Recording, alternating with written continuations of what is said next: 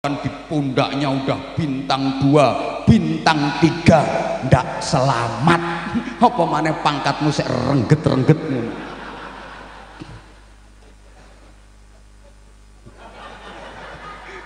Izin saya ngaji di mana-mana ya kayak gini. Wong jenderale tak gasaki apa maneh trimo rengget-rengget ngono. Gak trimo minggato.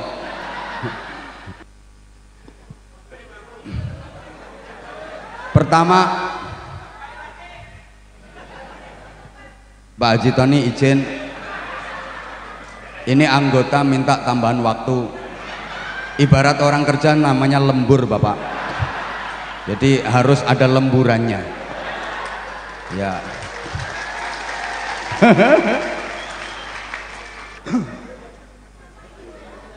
Lah ini terus diteliti lagi, laki-laki sama perempuan itu umumnya lebih dulu mati laki-laki. Loh iya, ini bapak-bapak, mas-mas siap-siap rodok gampang mati. Kenapa? Karena laki-laki itu nggak suka ngomong, suka mikir. Beda dengan perempuan, nggak suka mikir tapi suka wong wedok ki ngomong ora patek mikir. Makanya sering habis bicara terus loh, ngopo aku ngomong ini? Kenapa aku tadi ngomong kayak gitu? Kenapa aku tadi ngomong kayak gitu? Itu biasa. Mergo wong wedok kuwi seneng ngomong, gak seneng mikir. Nek wong lanang seneng mikir gak patek seneng ngomong. Lah laki-laki suka lupa kalau kebanyakan mikir itu bikin sakit. Kebanyakan ngomong biasa ndak apa-apa. Misalnya ya, banyak omong kok bikin sakit, itu guru-guru TK udah sakit semua. Penceramah-penceramah gering-gering kabeh. Ndak apa-apa. Nah, gitu loh. Wong lanang lah mikir. Lewat jalan sama istri, ngelihat ada rumah bagus, terus istrinya ngomong, "Mas, ya, papa, rumah itu bagus ya papa ya." Wong lanang mikir, "Ayang." Tapi bisa jawab, "Iya bagus." Istri nanya lagi, "Rumah bagus itu jatuh dari langit ya pak ya?" "Ya enggak, bangun." "Yang bangun siapa pak?" "Tukang." "Papa kok nggak datengin tukang?" "Nggak ada tukang nganggur." Jawabnya ya tas-tas tapi pikirannya ngenes mikir itu. Perempuan istri gitu diajak main ke rumah saudara, lihat aja meja kursi bagus, nggak mungkin diem. "Pak, kursi ini bagus ya pak ya?" "Ya bagus." "Ini dapatnya dari mana pak?" "Beli." "Belinya di mana pak?" "Toko mebel." "Papa tahu tempatnya?" "Tahu." "Gitu aja kok nggak tahu." "Kok nggak beli pak?" "Nggak suka modelnya." Jawabnya bisa tapi ngenes lah, mikir sarapnya kaku akhirnya menang terus mati. Makanya suami lebih cepat mati daripada istri. Terbukti jumlah duda dengan janda lebih banyak, sing lanang mati sik ngenes pikiran karena sarapnya kaku, kebanyakan mikir. Maka saya kalau ngaji kayak gini ceramah tak bikin happy, tak bikin humor biar kita sarapnya kendor, biar nggak kaku saraf. Wajib petentengannya kaku gampang mati. Pernah suntik ke dokter seluruh Indonesia sama, kalau mau nyuntik orang itu pasti sarafnya dibikin kendor dulu. Makanya biasanya diajak ngobrol, "Rumahnya mana bu?" Misalnya kayak gitu kan. "Tanah Bumbu pak dokter." Sambil diisik-isik bokongnya ini pakai kapas itu, nyes-nyes itu loh tuh, nyiut nih bokong. "Oh ini masih kaku ini." Diajak ngobrol lagi, "Anaknya berapa ibu?" "6 pak dokter." "Loh kok banyak?" "Iya." Cus. Jadi dokter mau ngecus itu nunggu pasiennya. Orang kalau ketawa itu sarafnya kendor, kalau saraf kendor pantatnya empuk. Ini dicubles enak, cus, obat masuk rata ke sekujur tubuh, sembuh. Lah orang kalau cemberut betutut itu sarafnya kaku. Kalau saraf kaku ini pantate atos, cublesannya alot, kadang jarumnya sampai bengkong. Akhirnya dokter pakai tangan 2 keretek cetok. Obat gak masuk ya cuma bokongnya tok yang mentol, gak sembuh. Lah manusia itu sarafnya kaku apa kendor itu tandanya di pantat. Bokong itu ilmu kedokteran. Makanya titenono wong wedok lemu kapan guyu bokongnya mesti mau obat mabit. dibonceng motor iso lah kocek kabeh. Ya karena itu sarafnya kendor, atine seneng gitu loh. Sehat iya ya. Penyakit apa? Lemburannya ada enggak ini Pak Tono? Lah penyakit itu ada dua. Ada penyakit dohir, ada penyakit batin. Ada penyakit jasmani, ada penyakit rohani. Oke, penyakit jasmani itu ya penyakit yang terdeteksi secara medis. Semua penyakit yang bisa dideteksi secara medis itu penyakit dohir. Penyakit jasmani, panunen, kadasen, urapen, korengen, cantengen, kutilen, bubulen, korengen, gondongen, cureken, pokoknya en itu. Wes semua penyakit yang bisa dideteksi secara medis itu penyakit jasmani, penyakit dohir. Halo, katanya minta dilanjut kok nggak diperhatiin. Kalau penyakit rohani, penyakit batin itu penyakit akhlak, takabur, sombong, ujub, sum'ah, riya, bakhil, dan sebagainya. Tolong perhatikan, yang bikin orang masuk neraka itu bukan penyakit jasmani tapi penyakit rohani. Nggak ada ceritanya orang dihukum di neraka gara-gara penyakit liver. Nggak ada. Kenapa ibu kok dihukum di neraka? Gara-gara saya gudiken. Nggak ada. Nggak ada. Orang dimasukkan ke neraka itu karena penyakit rohani, gitu loh. Mbok paham mbok enggak ngene iki aku susah. Polisi ganteng-ganteng oon. Diajak ngomong kok gak nyaut. Paham apa enggak yang saya omongin? Lah kalau nggak paham ya percuma ya, dari tadi saya ngoceh kayak gini. Paham kan? Ya udah, jadi kalau penyakit jasmani, penyakit dohir, pengobatannya gampang. Kenapa? Yang sakit ngerasakan sakit. Kalau dia nggak tahan, mau berobat, gampang sembuhnya. Tapi penyakit rohani, ini yang sakit itu nggak ngerasa kalau dia sakit. Yang kemeng itu tetangganya. Gitu loh. Yang kena imbas dampak sakitnya itu tetangganya. Kalau penyakit dohir, penyakit jasmani, ya yang ngerasa sakit ya yang penyakitan itu. Misalnya ada orang bisulen gede sak terong, wah ini yang bisulennya aduh temennya ya senyum kok tambah panjang mas. Nanti kalau manen kabarin mas ya. Beda dengan penyakit rohani, penyakit batin. Ini yang sakit dia nggak ngerasa kalau lagi sakit, tetangganya yang kemeng. Contoh, misalnya di satu kampung ada pencuri, ada maling, itu yang sakit kan pencurinya, yang sakit kan malingnya. Tapi yang bingung, yang susah, yang sumpek siapa? Tangga-tanggane, gitu loh. Maling itu misalnya dia punya barang dicuri orang, pasti dia nggak suka. Loh kok dia tega nyuri barangnya orang? Berarti nggak waras itu, sakit itu, paham? Sakit itu. Ibu maaf, ibu misalnya diomongin sama temen, ada orang lain ngomongin tentang ibu suka apa enggak?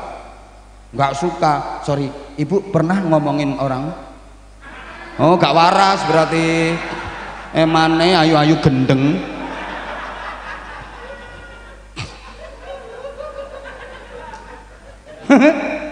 Ayu-ayu edan. Loh, ibu kalau diomongin orang ibu nggak suka, kenapa masih ngomongin orang? Berarti kan nggak waras.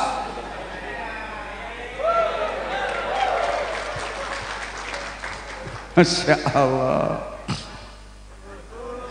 Berikutnya Allah ya Karim. Loh gini loh, orang itu kalau sudah sehat rohaninya pasti jadi orang baik, pasti.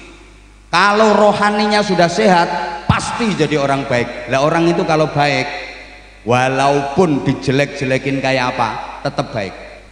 Kata anak-anak itu gosip, makin digosok makin orang baik itu meskipun disikapi jelek kayak apa, tetap aja diterima dengan baik. Itu tandanya orang baik. Kayak laut itu meskipun dia dikasih bangkai macam-macam, bangkai ini, laut nggak berubah. Ya enggak, laut enggak berubah. Walaupun dikasih bangkai sapi, bangkai doi, dikasih bangkai macam-macam, laut enggak berubah. Loh, beda dengan sapi tank. Sapi tank itu meskipun digebyur parfum berapa botol tetap bau. Loh, orang itu kalau udah baik, disikapi jelek kayak apa, dia tetap menerima dengan baik karena dasar hatinya baik. Allahumma sholli ala Muhammad. Contoh ya, ada ibu itu pasti sayang sama anak. Pagi-pagi lagi sarapan sambil mangku anaknya yang masih bayi, baru dapat 3 sendok, anaknya yang masih bayi tret prokotok. Apakah anaknya dibanting? Loh enggak, malah seneng kok. Pintere anaknya, tahu mama lagi makan dikasih vitamin gitu.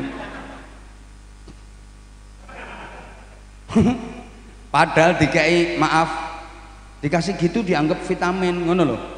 Ya Allah, ada kakek sore-sore punya cucu masih kecil, digendong di pundak sini loh, diajak mau ke warung, baru dapat 3 langkah putunya kencing, ndak mungkin putunya dibanting, putu kurang ajar banting ndak mungkin, malah seneng kok tahu ya kalau kakeknya belum mandi, dimandiin, dikencingi loh, dibilang dimandiin karena hatinya baik.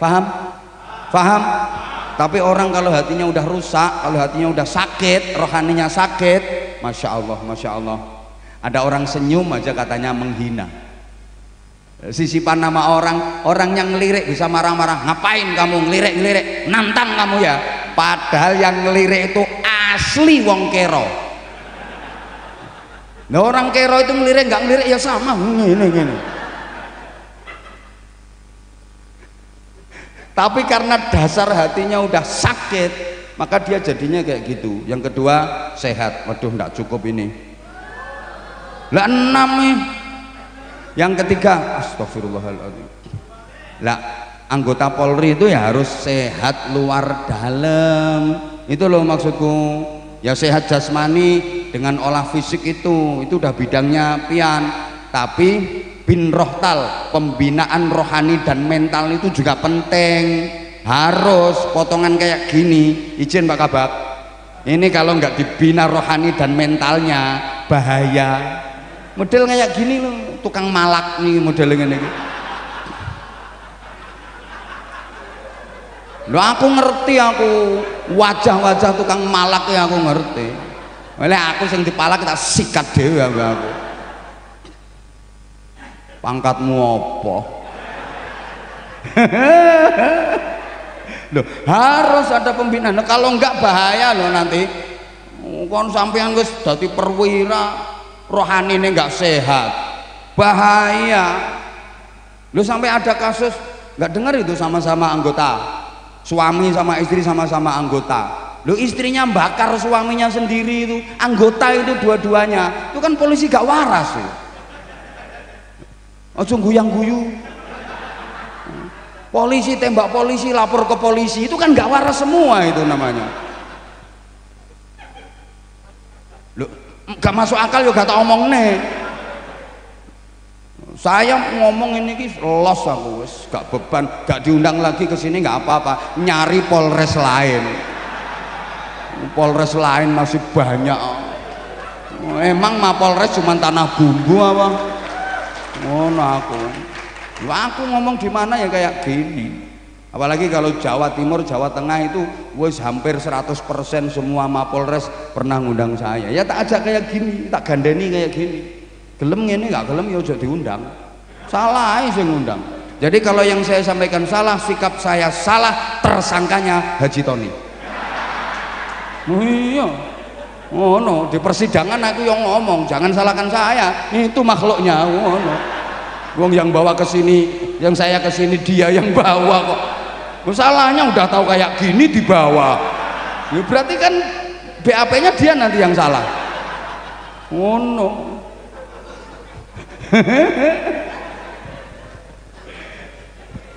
Udah sekarang nomor 3. Loh, ini harapannya anggota itu sehat semua gitu loh. Ya sehat jasmani, sehat rohani. Dah. Yang ketiga sekarang hidup itu harus nikmat, setiap kita pengen nikmat, dan sebenarnya ketika berinteraksi kita udah apa ya, dikasih pelajaran. Makanya acara kayak gini pasti ada konsumsinya, ada makanannya, ada snacknya. Ini untuk menguji kenikmatan. Saya ngaji itu ya saya baca dari yang sekarang terjadi aja. Ini semuanya apa, ngedep kotaan, itu alat penguji kenikmatan. Gimana Bapak Ibu, masih bisa merasakan nikmat? Masih bisa merasakan nikmat? Alhamdulillah. Karena banyak yang udah tidak bisa merasakan nikmat. Ada loh ya, ada, dikasih makanan macam-macam udah takut, daging takut, udang takut, gula takut, gajah takut, gorengan takut, kenikir takut, bayem takut, emping takut, padahal orangnya gagah.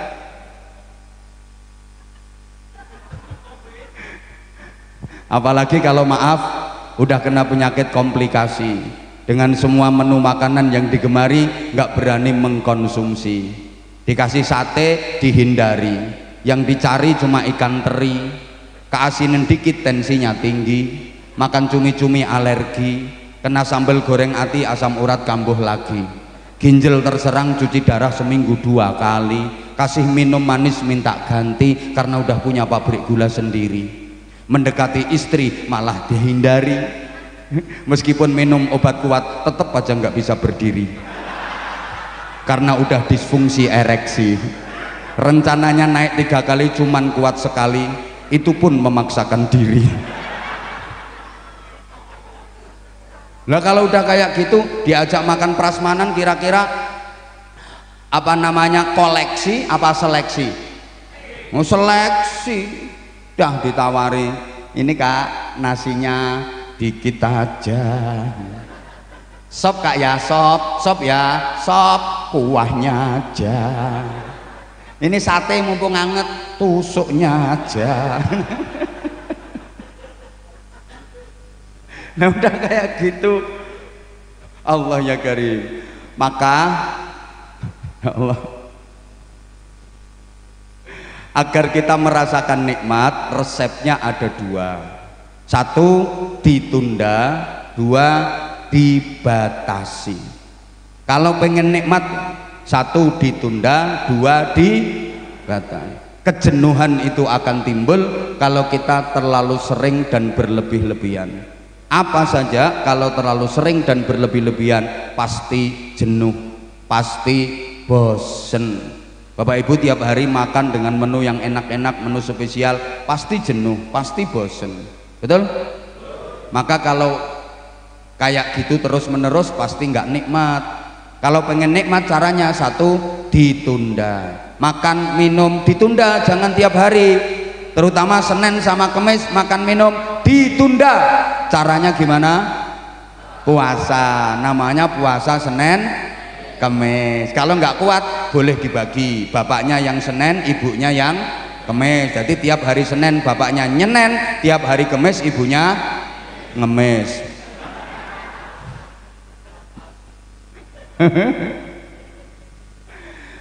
Itu ditunda.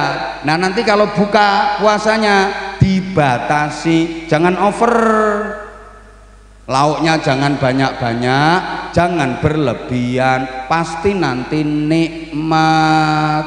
Kumpul bojo kalau terlalu sering dan berlebih-lebihan bosen, apa mana balungan tua, boyok secara karo-karoan.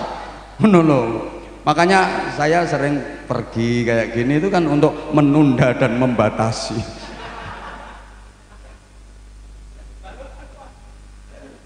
Nah itu loh. Halo? Nikmat itu nggak harus enak Ibu, jangan salah. Nikmat sama enak itu beda. Enak itu objektif, nikmat itu subjektif. Nikmat itu nggak harus enak, enak nggak mesti nikmat. Kadang-kadang nikmat itu sakit, sakit tapi terasa nikmat. Makanya ada sengsara membawa. Oke, saya tanya, Saya tanya, dicubit itu sakit apa sakit? Sakit apa sakit? Secara objektif sakit, tapi secara subjektif tergantung siapa dulu yang nyubit. Gitu loh. Kalau yang nyubit orang yang dicintai, sakit apa enggak? Sakit, tapi terasa nikmat. Misalnya kamu dicubit sama aku.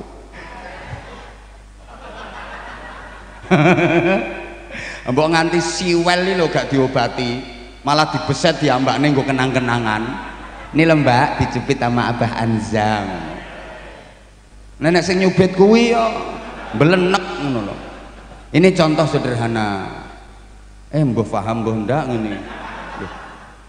Dicubit itu sakit, tapi bisa terasa nikmat kalau yang nyubit orang yang dicintai. Paham?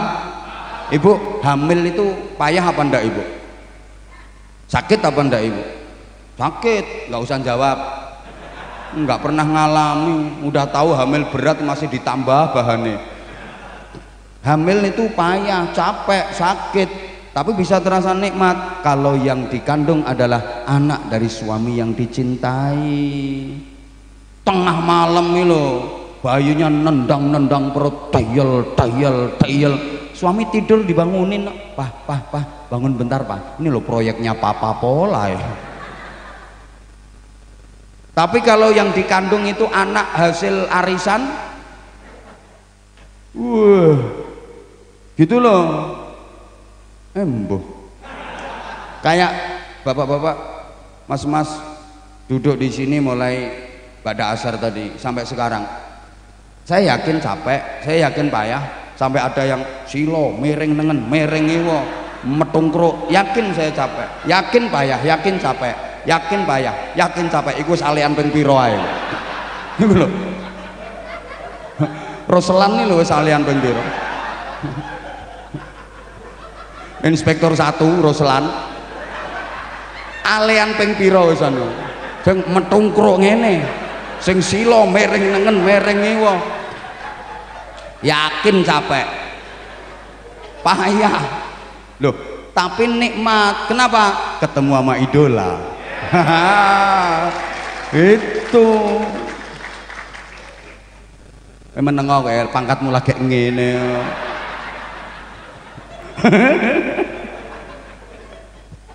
Ya Allah, saya kalau sama anggota itu suka canda, suka guyon kayak gini. Makanya Kapolres itu kalau sama saya akrab semua.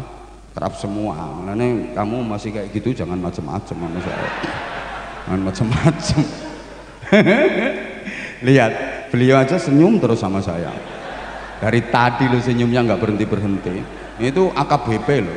Sama, saya juga AKBP. Loh, kalau beliau Ajun Komisaris Besar Polisi, saya juga AKBP, aku Kiai Barisannya Polisi. Lah, no. Itu. Gak usah ketawa. Ini bikin singkatan kayak gini tuh nggak gampang, makanya yo mahal. Lu pengen murah yo Pak Tony kon ceramah dhewe. Ayo maju gantiin dan. Ayo maju gantiin.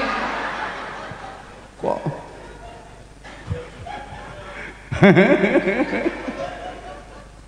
Masya Allah.